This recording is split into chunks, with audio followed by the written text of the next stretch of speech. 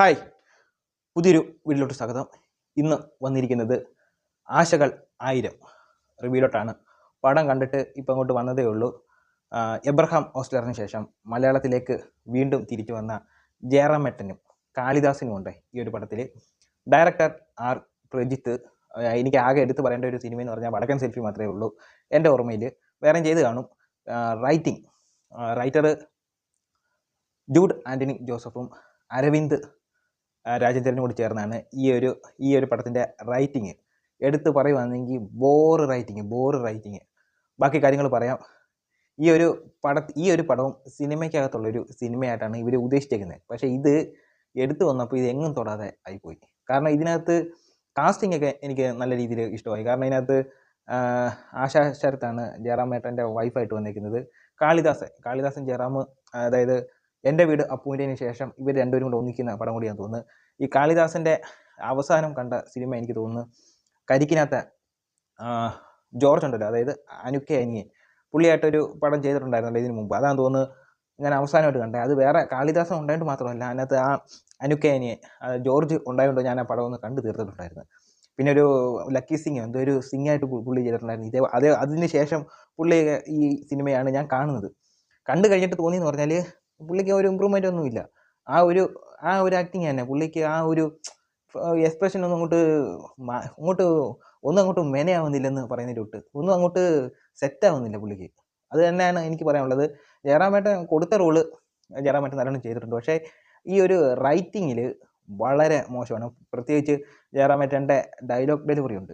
അതായത് ഓരോരുത്തരെടുത്ത് ഡയലോഗ് പറയുന്നത് എന്ത് ബോറായിട്ട് പുള്ളി ചെയ്ത് വെച്ചിട്ടുണ്ടെന്നറിയാം. പുള്ളിക്കാരൻ നല്ലോണം ഇത് ചെയ്യും, പക്ഷേ ഇച്ചിരി ഓവറായിപ്പോയി.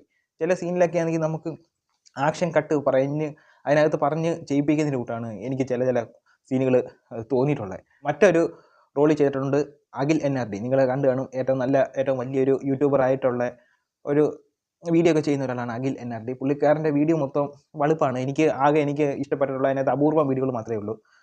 എക്സാമ്പിൾ പറയുകയാണെങ്കിൽ വിക്രം ഇറങ്ങിക്കഴിഞ്ഞിട്ട് പുള്ളിക്കാരൻ്റെ ഒരു റോള് ചെയ്തിട്ടുണ്ടായിരുന്നു. വിക്രത്തിൻ്റെ ഒരു തീം വെച്ച് ചെയ്തിട്ടുണ്ട്. അത് മാത്രമല്ല റോളക്സിൻ്റെ ഒരു ഇത് ചെയ്തിട്ടുണ്ടായിരുന്നു. അത് മാത്രമേ എനിക്ക് അത്യാവശ്യം നല്ല രീതിയിൽ വന്നിട്ടുള്ളൂ. പിന്നെ അങ്ങും ഇങ്ങുമൊക്കെ നല്ലതായിട്ട് ചെയ്ത വീഡിയോകൾ നല്ലതായിട്ട് വന്നിട്ടുണ്ട്.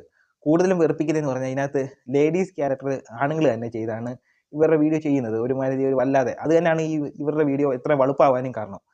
അവർ നല്ലൊരു ലേഡിയെ കൊണ്ടുവന്ന് അത് ചെയ്യിപ്പിച്ചെങ്കിൽ അത്ര ഇതായിട്ട് വരില്ല. ഇത് ഇവർ തന്നെ സ്വന്തമായിട്ട് കോപ്രായം കാണിച്ച് കോമഡിയാക്കി കാണിക്കാറുണ്ട്. അപ്പോൾ ആ ഒരു പോപ്പുലാർ വെച്ചായിട്ടാണെന്ന് തോന്നുന്നു അഖിൽ NRD ഇതിനകത്ത് സെലക്ട് ആക്കിയിട്ടുണ്ട്. പ്രത്യേകിച്ച് റോളെന്ന് പറഞ്ഞാൽ ഒരു യൂട്യൂബറായിട്ട് തന്നെയാണ് പുള്ളി ഇതിനകത്ത് കാണിച്ചേക്കുന്നത്. ആ ഒരു ആറ്റിറ്റ്യൂഡ് തന്നെ പുള്ളി ചെയ്യുന്ന ആ ഒരു ആറ്റിറ്റ്യൂഡ് തന്നെ പിടിച്ച് ഇതിനകത്തും ചെയ്തിട്ടുണ്ട്. പ്രത്യേകിച്ച് ഇതിനകത്ത് കഥയും കാര്യങ്ങളും ഒന്നുമായിട്ട് എനിക്ക് തോന്നിയിട്ടില്ല. എനിക്ക് അത്യാവശ്യമെങ്കിലും കൊള്ളാവുന്ന ഭാഗം എന്ന് പറഞ്ഞാൽ ഇതിൻ്റെ തുടക്കം ഒരു കുറച്ച് ഭാഗങ്ങൾ നല്ലതായിട്ട് എനിക്ക് തോന്നി. ഇതിൻ്റെ കാളിദാസിൻ്റെ ഇൻട്രോ ഒക്കെ ബോറാണെങ്കിലും, അതായത് വിജയണ്ണൻ്റെ മാൻഡ്രസൊക്കെ കാണിക്കുന്നുണ്ട്. അത് കഴിഞ്ഞിട്ട് ഒരു പരിധി എത്തിക്കഴിഞ്ഞിട്ട് ഫസ്റ്റ് ഹാഫിന് മുമ്പ് ഒരു പോയിന്റിലെത്തിക്കഴിഞ്ഞിട്ട് ഈ പടം ഇങ്ങനെയാണ് എനിക്ക് തോന്നിയിട്ടുള്ളത്. അത് എന്തെന്ന് പറഞ്ഞാൽ ഈ സിനിമയിൽ അഭിനയിക്കാൻ നടക്കുന്ന ഒരാളാണ് കാളിദാസൻ. ഒരു മെഡിക്കൽ റെപ്പായിട്ടാണ് ഇതിനകത്ത് ജയറാമേട്ടൻ ചെയ്തേക്കുന്നത്. പക്ഷേ ഒരു പോയിന്റ് എത്തിക്കഴിയുമ്പോൾ ഒരു ജൂനിയർ ആർട്ടിസ്റ്റിൽ നിന്ന് ഒരു റോള് ജയറാമേട്ടന് ചെയ്യേണ്ടി വരുന്നു. അതുമൂലം ഇവർ രണ്ടും കൂടെ കാണിക്കുന്ന വെറുപ്പീരാണ് പിന്നെ പടത്തിലുള്ളത്.